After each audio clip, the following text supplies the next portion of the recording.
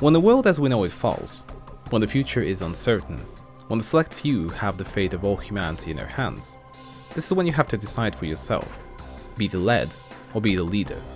With many different points of view on how the new world should be shaped, and celestial powers meddling with our lives, you have to make the decision as the entire world watches you struggle, while you're just doing your best to survive in an unknown hostile environment. Ladies and gentlemen, this is Shin Megami Tensei 3 Nocturne HD Remaster. JRPGs have been around from my early gaming days on the PlayStation 1 and have shaped both my childhood and adult life, having quite a big impact on my taste in video games, music, stories, books, and even women to a certain extent. Of course, I played mostly mainstream games, your Final Fantasies, Arc the Lads, etc. But some series I completely missed, either due to lack of knowledge, hardware, or just not caring enough at the time. And Shin Megami Tensei, or SMT for short, was one of them. And dear me, how much have I missed? Now I have to be honest with you, I knew about the existence of some Persona 4 ever since I was around 12 years old when it originally came out. But of course, I was slowly approaching my cool kid years when playing some weird Japanese dating sim / dungeon crawler wasn't really the most fashionable choice that you could have made at the time. The 2010s were rapidly approaching, and everyone was talking about games like Call of Duty, Gears of War, Halo, you name it. But still, even back then, I watched a video review and thought to myself, that's kinda cool. But that was it. I watched the video, couldn't find a copy of the game at my local store, and gave up the idea. However, the name got stuck in my head for many years until the day when, out of the blue, Sega decided to release it on PC. And from that moment I was hooked. Beat Persona 4 in less than a month, bought a PS5 just to try out Persona 5 Royal, was excited as ever to play it, spent almost 200 hours in it, and you get the rest.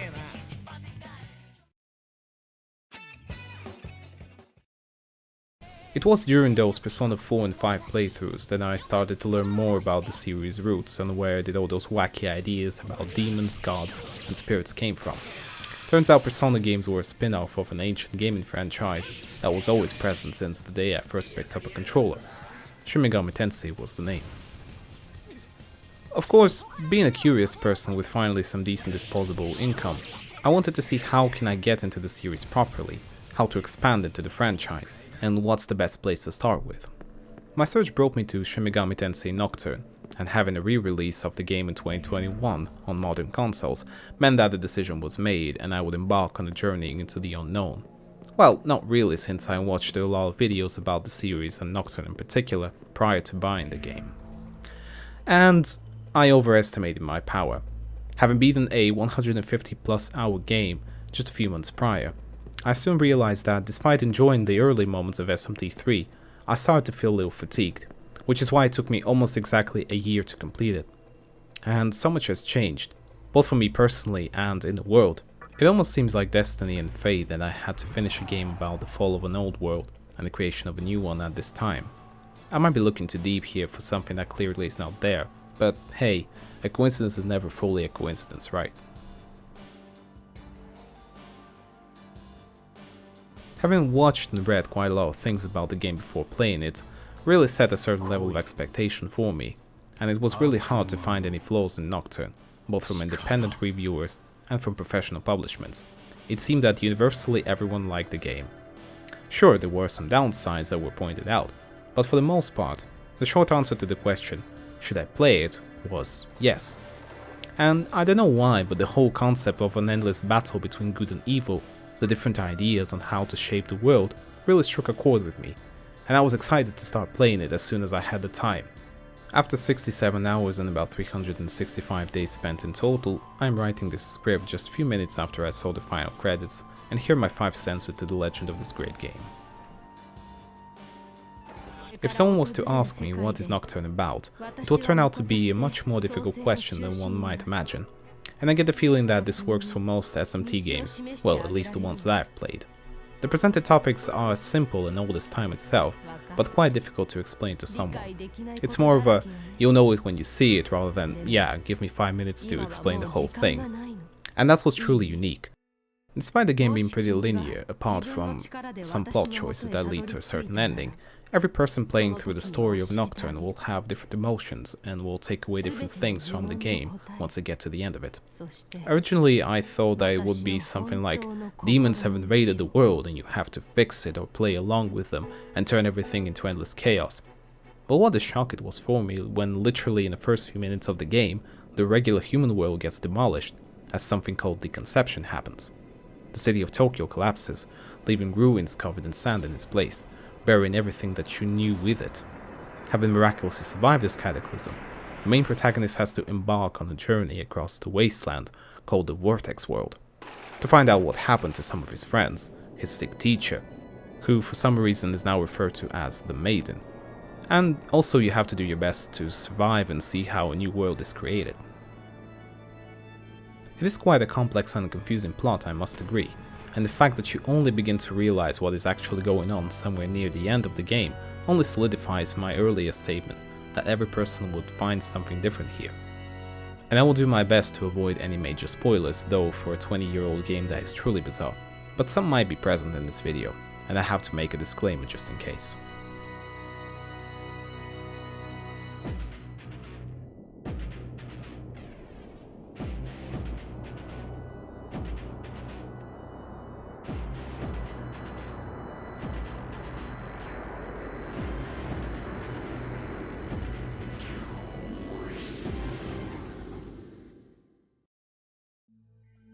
What is interesting about the plot of Nocturne is that it really blurs the lines between good and bad, making the player think for himself and listening carefully to what different characters have to say, rather than relying on the typical archetypes taken from a stock assets library or from the How to Write Characters for Dummies book.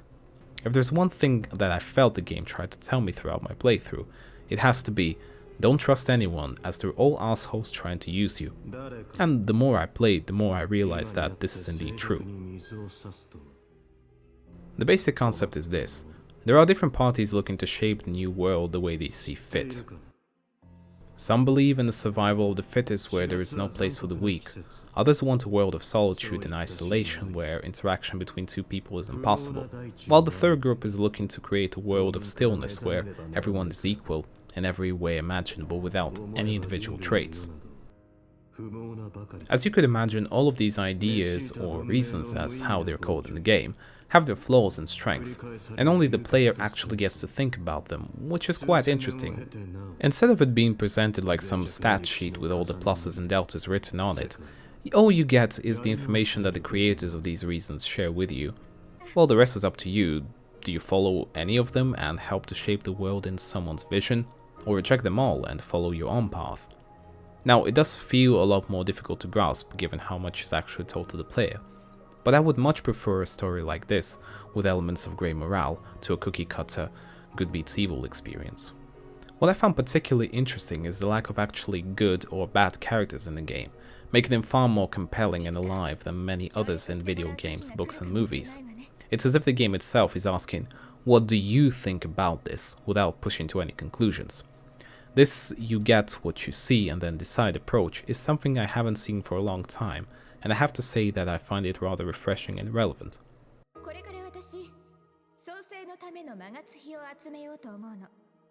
The older I get, the more I begin to realize the things around me, the people, what they have to say, why they say this, what are they trying to achieve, how are they doing this. In Nocturne, it all matters because, as good as the reason might sound on paper, the more horrible it is in reality when you see the means used to achieve it. It does sound like real life to me, and politics in particular. If I actually had to draw a comparison between the main characters of the game with their plans for the new world, it would have to be different political parties, with all their hopes and promises for a better future, at the cost of the common folk. And in the end it's all the same, no matter which side you choose. At least, that's how I felt when listening to the three main reasons of the game. But you have to remember that for every stray sheep with no sense of belonging, awaits a seducer looking to pull them into the darkness. And that being the devil himself, of course.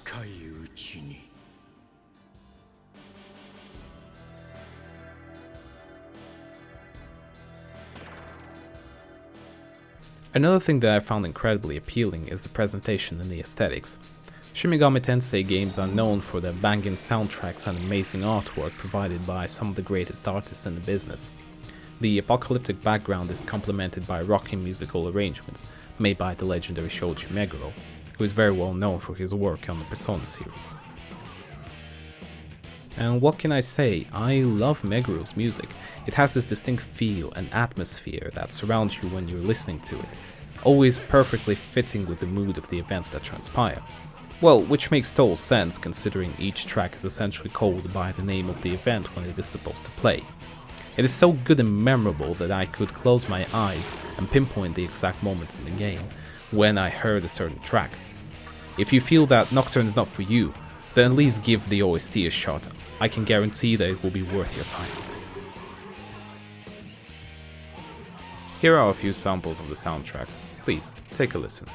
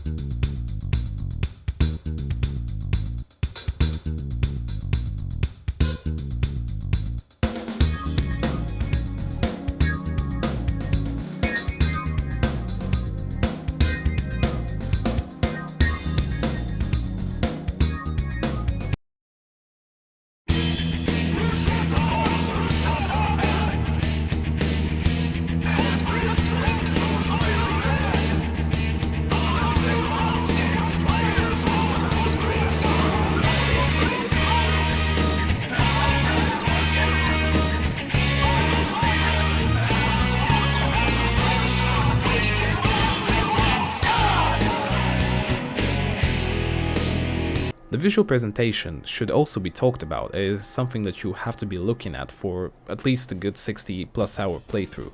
And once again, the developers nailed the aesthetic of a fallen civilization with the remains of a once fully functional society. It doesn't take long to realize that life as you knew it has ended in Nocturne. Entire regions of the city buried in sand, other places being overrun by demons and turned into fortresses, or just left in complete shambles. It is not a happy picture, let me tell you, but somehow it felt compelling to explore the wastelands of the Vortex world and participate in the creation of new life that will replace it. There is also room for some supernatural locations where the designers went completely crazy with the way these places look. The contrasting red and black corridors, rooms made entirely out of red glowing blocks with strange symbols on them that make you feel that this completely does not belong in a normal world. The character and demon design are made by no other than the man himself, Kazuma Kaneko. His unique sprite work helped to shape the early SMT games and distinguish them from their competitors. He is responsible for many fantastic and at times controversial designs of characters of many different games, including the SMT series, Devil May Cry, Persona, Devil Summoner, and many more. I highly recommend checking out Kaneko's work, as it is amazing to look at even without playing the games. Gameplay-wise, Nocturne offers a unique blend of traditional party-based JRPG with additional mechanics revolving around recruitment, fusion, and summoning of demons from many different historical and cultural backgrounds. Here we have ancient Egyptian gods, Japanese spirits and folklore heroes, Greco-Roman, Scandinavian, Abrahamic, and Buddhist gods. You name the religion and SMT has a demon from it. The idea is that you can build your party in two main ways. First, offer the demons to join you during battle by engaging in a conversation that feels more like a Moroccan bazaar haggle, with demons constantly asking you for money, items, and other weird things that they might come up with.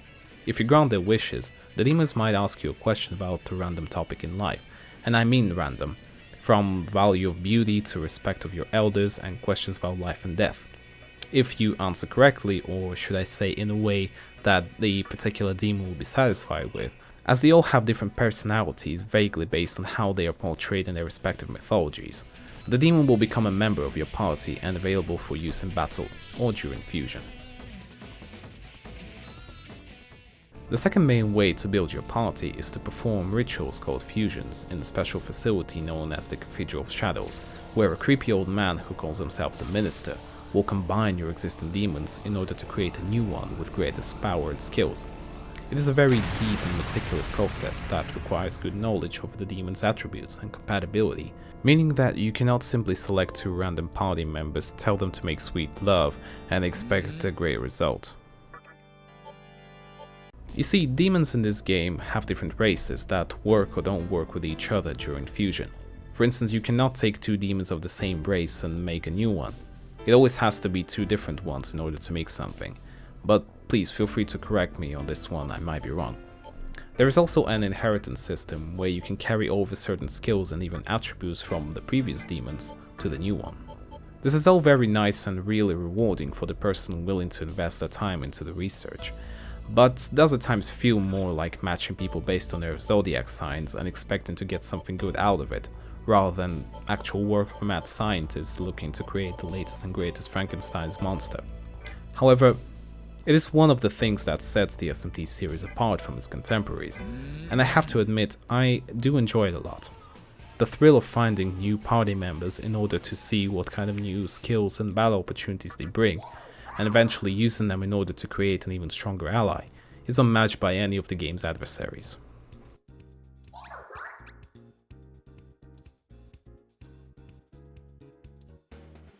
When in battle, the main focus is to identify the elemental weaknesses of your opponents, to use the SMT special press turn system, which allows you to gain extra turns if you hit enemies' weak points.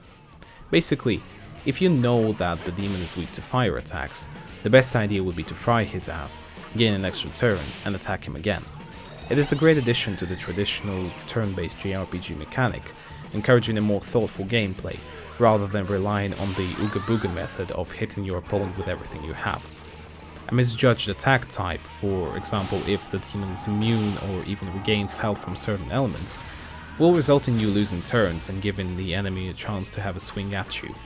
And believe me when I say that you want this to happen as rare as possible, because the same elemental weaknesses, press turns, and other wonderful bullshit like one-hit insta-kills can be used against you, at times turning the battle into a living hell, cancelling hours of progress due to a scarce amount of save points, and just ruining your day as you cry in disbelief that some stupid skeleton with a red cape just wiped the floor with your entire party and looked devilishly stylish while doing it.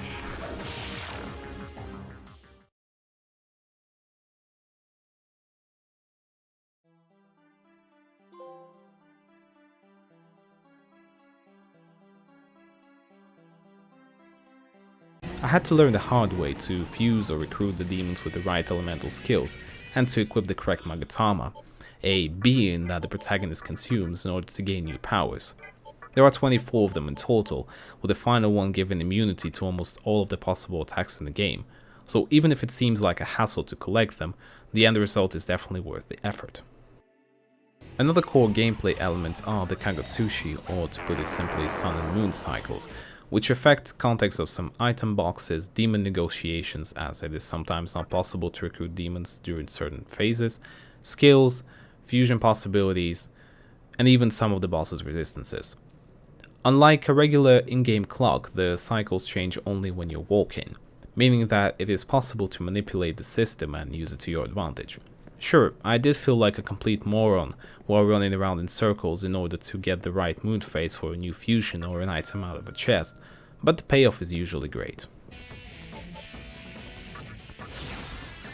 SMT games are sometimes referred to as the Dark Souls of JRPGs, and I have to partially agree with this, in the sense that you need to master the game's mechanics, understand the demon fusions, and learn how to make full advantage of the press turn system in order to progress through the game. It is something that I could totally see scaring away many beginner players, but in my mind, these things are what set the series apart from others in the genre. Somewhere near the end of the game, I already had a pretty good idea of my enemies, their weaknesses, attack patterns, and how to battle them. Having a party consisting of strong demons helped a lot too, but this is actually where my complaints about the game will begin. There were moments in my playthrough when I managed to gather a party that was practically immune to everything that the current enemies would throw at us. You might think, well, isn't that the point? Yes, but such scenarios discouraged me from performing any fusions or recruiting new demons, which incidentally led me to keeping low-level underpowered demons for longer than necessary and filling up the pile with the ones I hardly ever used. This resulted in fusing for the sake of fusing just to clear up the pool of demons, which is actually limited to 12 at the maximum. Of course, with such approach I sometimes ended up with party members that were once again just fuel waiting for the next fusion without even getting the chance in battle. This is somewhat okay when you fight regular enemies, but really comes to bite you in the ass during the boss fights. Even if the boss couldn't kill me and my party due to various resistances, some battles felt way longer than they actually should have due to a low damage output. And that's before we even talk about the buffing and debuffing phases for each major boss. It took me quite some time to understand how to make the best out of the presented demons, which ones to fuse, and how to abuse the bosses in order to progress in the game. But that's really my problem for being a dumbass, right? Well, at least I learned something. Once I found the best way to approach most of the fights, the game became a lot easier, but I cannot say that it became more enjoyable. The thing is, Nocturne in my opinion suffers from difficulty consistency. Let me explain. There were moments in the game that I would simply plow through everything that it was thrown at me, be it bosses, regular enemies, or traps. The only way for any difficult situation to arise would be for the enemies to use some bullshit skill that cannot be blocked and bypasses all of the immunities. Thankfully, only a few select demons and mainly bosses possess such skills. Another thing that really grinds my gears are the random encounters and their execution. Sure, it does sound rather strange, complaining about something that is practically on the first page of JRPG Mechanics 101, but please hear me out. Random encounters are normal for these kinds of games, but the balancing of their rate in Nocturne is awful, especially in the Masakado's shrine near the end of the game, where I couldn't make 2 steps without running into a group of enemies. To add insult to the injury, I couldn't even recruit them to my party because they were quote-unquote protecting the shrine, and I clearly wasn't welcome there. The best way to describe the random encounters in SMT3 would be to say that they are terrifying at the beginning and the end of the game. In the first case, you just don't know what to expect, well, provided that it's your first playthrough, and in the second, you just know that they're incoming, thanks to a small radar at the bottom of the screen. And you know that all they're going to do is slow you down, forced to use skills, spend mana, recovery items without any sort of blowout, apart from an occasional level up or late game recruitment. While all of the mentioned things are not necessarily deal breakers by any chance, in a 60+ hour game they do start to stack up the closer you're to the end. But I would say this is mainly my personal issue, as I tend to get fatigued when the game starts to feel a bit tedious and stretched out. However, the characters, the story, and the solid gameplay greatly outweigh all of the negatives that I mentioned earlier, as they are nothing more than small annoyances rather than actual issues. And believe me, you can do way worse in a 20-year-old game. All in all, Shin Megami Tensei 3 Nocturne HD Remaster is a great way for many people like myself to experience the legendary PlayStation 2 game without having to look for a ridiculously priced copy of the original online. Sure, the purists would argue that the original is way better, but for lack of a direct comparison, I was satisfied with the end result. As long as the gameplay remains intact, and the story is as good as ever, I will always be ready to experience it again and again and again. If you can put up with all the annoyances and make good use of the core game mechanics, you're in for a great time. And I'm really happy that I finally got to experience the game that helps shape many current JRPGs.